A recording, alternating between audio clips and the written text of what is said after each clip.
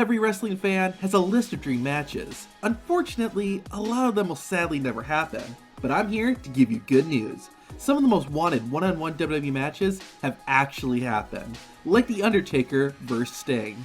These two legends spent the majority of their careers in separate companies, which made it impossible for them to ever come face to face.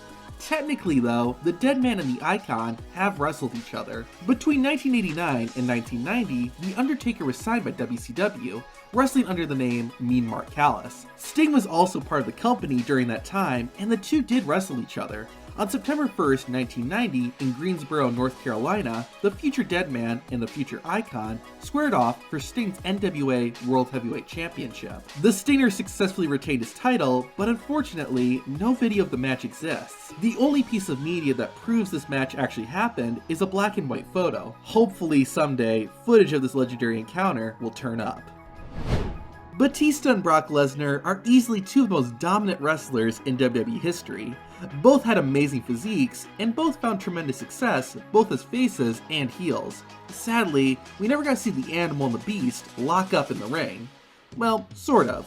Back in 2001, both Lesnar and Batista were part of WWE's development system, Ohio Valley Wrestling, OVW. Batista was going under the name Leviathan at the time, but that didn't stop Lesnar and him from having one brutal match. Both men showed off their unreal strength, but Brock looked especially impressive, throwing the Animal over his head and even taking some pages out of the Cruiserweight's playbook. The match ended thanks to Batista's lady friends interfering, allowing Batista to steal the win, although Lesnar was able to get his revenge afterwards. Roughly 2 years later, Batista and Lesnar met again, this time in a WWE ring. It took place in early 2003 at an untelevised show in the small city of Binghamton, New York. The only photo known to exist was taken by a local newspaper with an article that reads, "The wrestlers are just pumped up muscle-bound actors. You didn't think the losers were really writhing in pain, did you? The result of each match is predetermined. The punches are fake." I think David Schultz needs to talk to this journalist.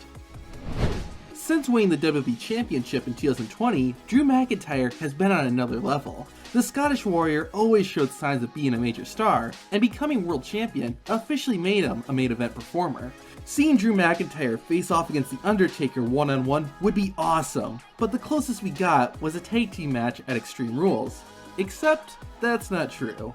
Back in 2010, a match between the Dead Man and the Scottish Psychopath took place on SmackDown. A 24-year-old McIntyre did his best to take out the Phenom, but Undertaker's veteran experience allowed him to easily overpower Drew. In fact, both wrestlers' entrances were longer than their roughly 2-minute match. It's unlikely we'll get to see Drew McIntyre in a rematch with Taker, but as they say never. While you might think that Boogeyman faced off against other scary wrestlers like The Undertaker, Great Khali, and Kevin Thorne, he sadly never did. While it would have been awesome to see the Boogeyman fight those wrestling monsters, we did at least get to see him take on the Big Red Machine, Kane. In one of Boogeyman's final WWE matches, the face-painted freak took on the Devil's Favorite Demon on ECW. Of course, a battle like this was anything but normal, and Boogeyman made sure to keep things strange by offering Kane a gift of worms. The future Hall of Famer responded with a gift of his own, an uppercut to the chin. Kane proceeded to manhandle Boogeyman, but Boogie didn't go down without a fight. The Big Red Machine finally ended things with a huge chokeslam that put Boogeyman to sleep.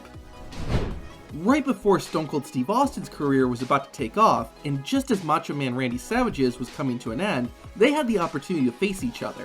In one of Stone Cold's last WCW matches, the future Texas Rattlesnake battled against the cream of the crop in Randy Savage.